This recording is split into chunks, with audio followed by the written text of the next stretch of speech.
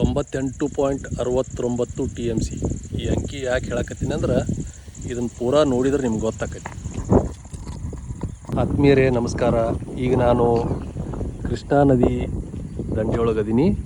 ಈ 98.69 TMC ಅಂತ ಏನು ಹೇಳಿದಲ್ಲ, ಇವತ್ತು ಬೆಳಗ್ಗೆ 8 ಗಂಟೆಯವರೆಗೂ ಕೃಷ್ಣಾ ನದಿ ಆಲ್ಮಟ್ಟಿ ನಾರಾಯಣಪುರ ಜಲಾಶಯದಿಂದ ಆಂಧ್ರ ಪ್ರದೇಶಕ್ಕೆ ಹರಿದು ಹೋದ ನೀರಿನ ಪ್ರಮಾಣ ಇದಲ್ಲದೆ 1,00,000 ಕ್ಯೂಸೆಕ್ಸ್ ಭೀಮಾ ನದಿಯಿಂದನೂ ಹರಿದು ಹೋಗ್ತೈತಿ. ಇದು ಹೋದ ವರ್ಷ ಕೃಷ್ಣಾ ನದಿಯಿಂದ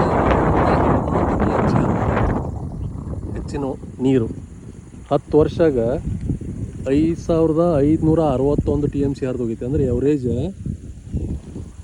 ಒಂದು ವರ್ಷಕ್ಕೆ 5,500 TMC. ಈ ಅಂಕಿ ಯಾಕೆ ಹೇಳಕತ್ತೀನಿ ಅಂದ್ರೆ ಕೃಷ್ಣಾ ನ್ಯಾಯಾಧಿಕರಣ 2ನೇದು Brijesh Kumar tribunal 29/11/2013 final judgement ಕೊಟ್ಟೈತಿ. ಕೊಟ್ಟರು ಅದು ಇಲ್ಲಿವರೆಗೆ ಆಗುವಾಗಿಲ್ಲ. ಅದ್ರಾಗೇನು ಹೇಳ್ಯಾರ, 524.256 ನಿಂದಿಸಬೇಕು, 177 TMC ಕರ್ನಾಟಕ ಬಳಕೆ ಮಾಡಬಹುದು.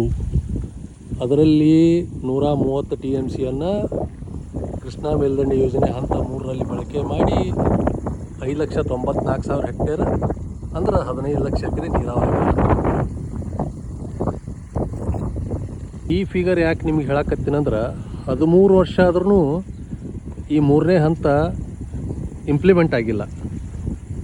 ಆದ್ರೆ ನಮ್ಮ ದಕ್ಷಿಣ ಕರ್ನಾಟಕದ ನಾಯಕರು ಅಂದರೆ ಈ ವಾಟಾಳ್ ನಾಗರಾಜ್ ಅವರು, ಸಿನಿಮಾ ನಟರ ಅಭಿಮಾನಿ ಸಂಘಗಳು, ಆಮೇಲೆ ಕನ್ನಡ ಹೋರಾಟಗಾರರು, ಸಂಘ ಸಂಸ್ಥೆಗಳೆಲ್ಲ ಸೇರಿ ಕಾವೇರಿ ಒಳಗೆ ದಿವ್ಸಕ್ಕೆ 3,500 ಕ್ಯೂಸೆಕ್ಸ್ನಂತೆ 15 ದಿನ ಬಿಡ್ರಿ, ಅಂದ್ರೆ 4.5 TMC ನೀರು ಬಿಡ್ರಿ ಅಂದ್ಕೂಡಲೇ ಸ್ಟ್ರೈಕ್ ಮಾಡ್ತೀವಿ, ಬಂದ್ ಮಾಡ್ತೀವಿ ಅಂತ ಹೇಳಿದರು.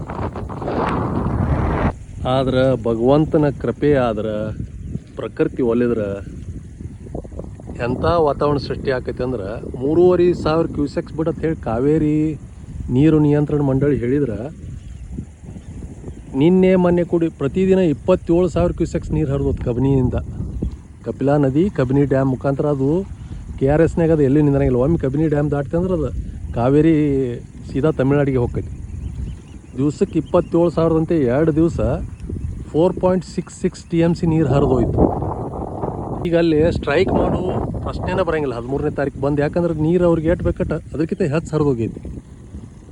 ಆದ ಕಾರಣ ಅವರೆಲ್ಲರಿಗೂ ನಾವು ವಿನಂತಿ ಏನು ಮಾಡೋದಪ್ಪ ಅಂದ್ರೆ, ನೀವು ಸ್ಟ್ರೈಕ ಮಾಡೋರಿದ್ದೀರಂದ್ರೆ ಈ ಕೃಷ್ಣಾ ಮೇಲ್ದಂಡೆ ಯೋಜನೆ ಇದು 130 TMC ಬಳಕೆ ಮಾಡೋದೈತಿ 3ನೇ ಹಂತದಾಗ.